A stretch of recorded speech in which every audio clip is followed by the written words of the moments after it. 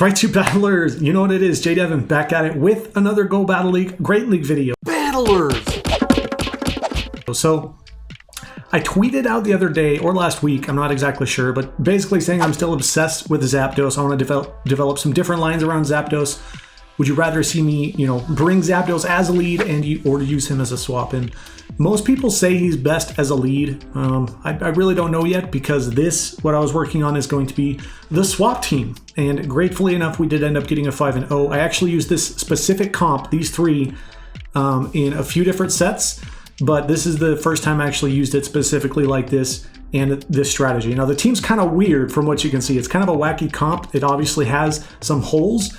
But that's because it is a unique team and a unique strategy. It's not kind of a generalist GBL lineup like most things are that you're going to see and you're going to run into. So these numbers, these letters and everything that you can see above me, these are actually the grades for these categories that was given by pvpoke.com on the team builder feature. If you don't use that, you definitely should. Go check it out. Link to pvpoke.com is going to be in the description below, like always. So a C for coverage, C for bulk. I agree with both. Nothing super bulky on this team, and you kind of lack some potential coverage in some areas, right? Especially against I think the main problem, or the main problem, definitely the main threats of this team is going to be Altaria, and you got to be careful. I'll explain that, but not amazing bulk either, but it does have a lot of safety and is very, very consistent, which I do like about it. And it's consistent because of the doubled up coverage. Tripled up coverage you have. This team's weird. Okay, this team's weird. Like I said, let me explain. Let me explain the team. So obviously, Ferrothorn is going to be an anti-water lead. No matter what they lead with, if it's water, they're going to be in trouble. The matchup is kind of debatable against a Mantine, because specifically in the strategy, you do not run Thunder at all. You absolutely need Flash Cannon in this team and with the strategy. So Bullet Seed, Power Whip, and Flash Cannon on the Ferrothorn. Do not use anything else. Or at least make sure, no matter what, that you have Flash Cannon, because that's going to be either your mid to late game play against Altaria. Otherwise, Altaria is probably going to shred through your team with this team and this strategy, okay? So anti-water lead, obviously avoid Registeel at basically all costs, okay? Again, because we don't have that Thunder coverage for the neutral against the Registeel, we need the Flash Cannon for the Altaria. So avoid Registeel at all costs. And there's my IVs on all the picks as well. Yeah, nothing really special about the IVs. And I was actually wrong earlier too in my last video. I think I said my Zapdos was 13, 13, 13. That's not. It's 12, 12, 12, which might be even worse or better. I'm not sure. It's probably worse. But yeah, Zapdos is the swap and or the switch. That ended up being what I was going for. I tried it with the lead, but that didn't work out. I'll have to work a little harder on a lead Zapdos strategy, I think. But it is the swap. Now, what I learned while I was making this for using Zapdos as the swap, I don't think there's really anything that's going to be actually a safe switch or actually a safe swap in GBL, and that's because it's a blind format. So it's just the swap, okay? Because if they do, obviously, swap with Bastion, then that's a huge problem. But again, that's why I comp the team this way. You're still going to have coverage, right? But the main reason to use the Zapdos as the swap is because of its threat, the threat it has against almost everything bar Stunfisk with an energy lead. It is absolutely insane. I think one of these teams, or one of these battles actually used it as a swap. I think it was this battle that we're watching right now. This is the later game. So rewind if you haven't been watching it, and then check out the beginning of the game. But I think they swapped with Vigoroth, I believe, unless that was a different battle. But they swapped with Vigoroth. I overcharged with the Zapdos. A lot of energy. I threw the Drill Peck basically as a bait. After I threw the bait and got the shield, we were at a 1-to-1 shield scenario, and usually people want to keep the second shield, right? So Zapdos can build that energy up quick enough. I was able to throw a Thunderbolt before they were able to throw another Body Slam, and they chose not to shield, and we basically KO'd the Vigoroth. Absolutely insane. So yeah, energy leads with the Zapdos. Takes care of almost everything, can overpower teams if they don't know how to answer or if they don't actually have a hard answer, right? And then a Stunfisk in the back, that's kind of the surprise factor. I feel like in a weird way, he's kind of the glue that holds the team together. I don't feel like with this team I can really swap with Zapdos in this fashion using this strategy without having Stunfisk in the back. Arguably, you could use a pick like Whiscash and or Swampert if you want to go the Mudboy route. The reason I don't, and the reason you probably shouldn't if you're going to use this strategy this way, is because the Mud Boys really can't serve as consistent answers to a Azumarill, right? I mean, if you have enough energy built up, maybe, but for the most part, no. Stunfisk is definitely going to do that more consistently, but Stunfisk also, as you know, on top of being able to answer the Azumarill mid to late game, it can definitely serve as a mid to late game anti-Registeel, anti-Melmetal, anti-Bastiodon, right? So we're using Stunfisk, I think, to the best of his ability in this team composition to provide the coverage that he needs. And we use it as a closer too, which I find most people for some reason lead with the Stunfisk. That's kind of weird. I still don't know why, but that's the whole point of having him in the back is also because we have Zapdos as the swap, but the Ferrothorn in the lead, right? So the whole team feeds off of each other in a lot of good ways, and I really don't feel like this team is going to function the way it's going to any other way with any other movesets, right? We have the Thunder Shock, Thunderbolt, Drill Peck on the Zapdos. We have the Thunder Shock, Mud Bomb, and then Discharge on the Stunfisk. Yeah, so the team's amazing. Again, I love the team. I love the strategy. It ended up working out very well. I think I'm still going to use it for a bit. I didn't want to come up with anything too fancy though, but I ended up really liking how it works. So like I said, right, in this battle, avoid Registeel at all costs. Get out of there. We're going to swap to the Zapdos, get an energy lead, see what they answer with. It is the Deoxys. So it did not shield the Drill Peck. I'm like, okay, well, I'll throw the Thunderbolt, and they still don't shield. So I'm like, you know what? I'm going to use a shield. I want to see if I can completely farm down, even if I have to use both shields, farm down on their Deoxys. We don't even have to. We just use one. Because we know with an energy advantage on a Registeel, we can still do lots of work, right? Because we're able to farm down, we already have access to another Thunderbolt. We throw it right away at the Registeel. And obviously at this point, since we have the fallback coverage and the shock factor with Stunfisk, we don't really need to shield there. So we took a shield from them. We're able to come in with a hard counter. Their timing on that swap to sack was perfect. It wasn't even really sack though, but they have the Cresselia, surprising enough. So I was kind of curious as to what they were going to throw at this point. We resist everything, so I think realistically the best possible thing for Cresselia to throw at me is either going to be Aurora Beam or Future Sight. Probably Aurora Beam, but most people don't have either of those moves anymore because the Grass Knot Moonblast Cresselia is, I think, kind of the way to go in Great League. So yeah, we don't really need to throw any shields. We can just get rid of the Cresselia with the Power Whips, and back comes the Registeel. For some reason, they just threw the Flash Cannon. They did not throw Focus Blast. I wasn't going to shield either way, right? Because we have this coverage and the fallback. The fallback play, man. The fallback play. He is taking the dubs in the back. He's hiding. He's doing his thing. That, you know, funny thing, actually. I think I talked about this on stream the other day. Or no, I mentioned it in chat on Taco stream. Shout out to Taco. If you don't follow him on Twitch for Pokemon Go PvP live streams and Pokemon Go PvP content, drop him a follow right now. I'll put the link in the description below. But we're talking about Stunfisk. Oh, dang it, no, it wasn't Taco.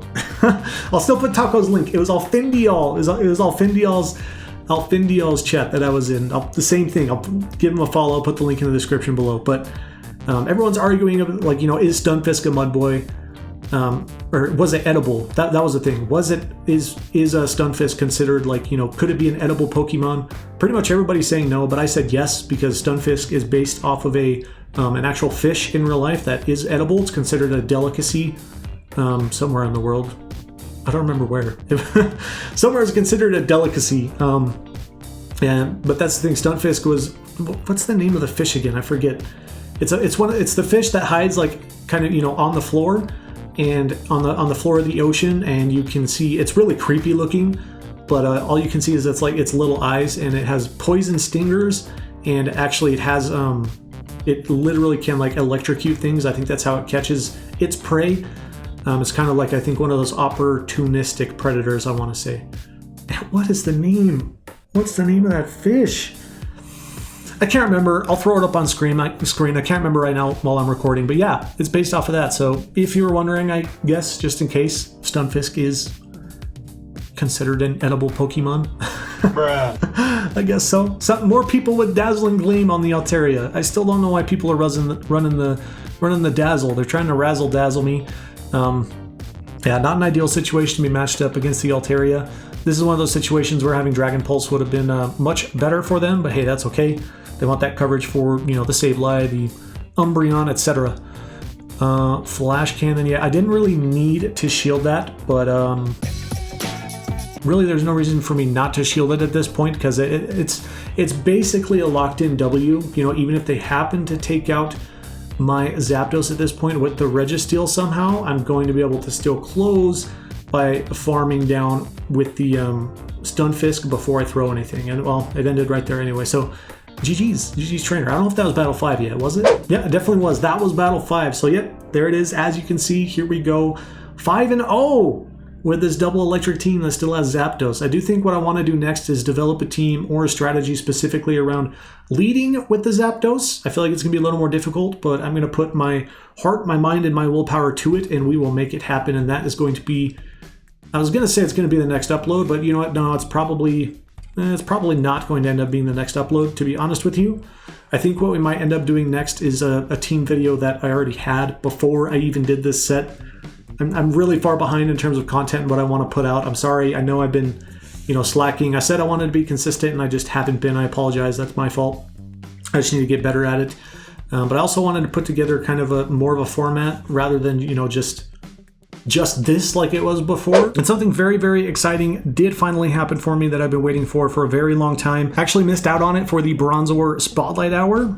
Surprisingly enough, I did lures the whole time and incense, and I did not get the shiny Bronzor. Well, I guess I wasn't really able to go out and play and to grind it. Otherwise, it would have basically been a guarantee for the shiny. I was only able to stay here, but I still threw up incense the whole time, and I lured the stop, and I didn't get it. But a few minutes before I sat down to record this, it finally happened. Battlers, look at that. That's super duper hype. If you don't know, and why I'm even bringing this up on a video, Bronzong here is one of my all-time favorite Pokemon, especially the shiny, and I was really depressed I did not get it during the Spotlight Hour, but we got it from a random spawn. I remember as well too, that's crazy. It's crazy to say this, but Pokemon Go is going to be down the first, basically the whole day. 11 a.m. to 6 p.m. Pacific Daylight Time, that's GMT -7, on the first.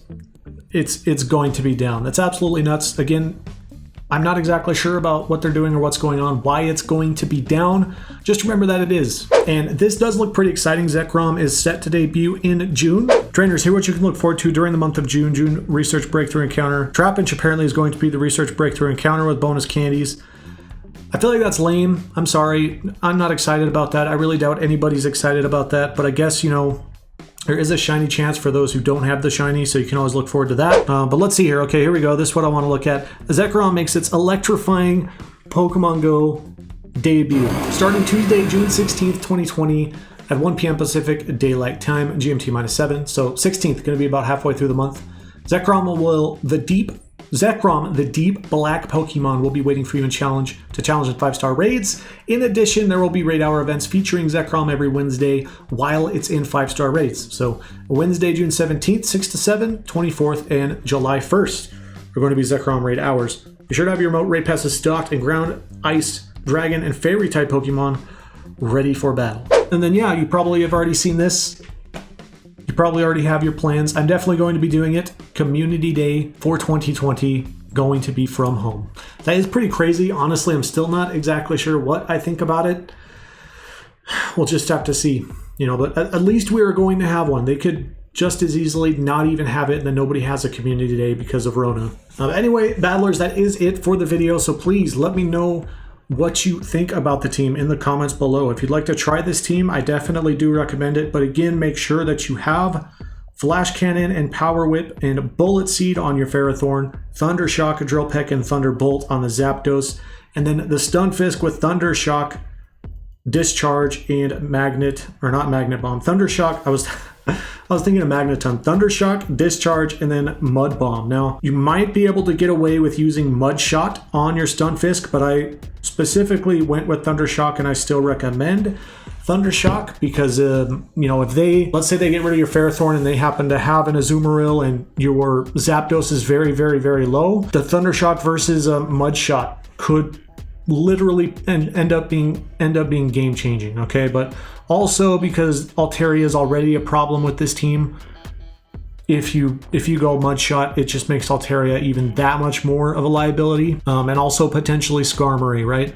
So definitely I recommend Thundershock as the fast move still on the Stunfisk. While I'm working on the lead Zapdos team project, I guess, for that upload, I'm probably just going to end up, I'll upload tomorrow the other team video that I already have put together so we can get something out there for you.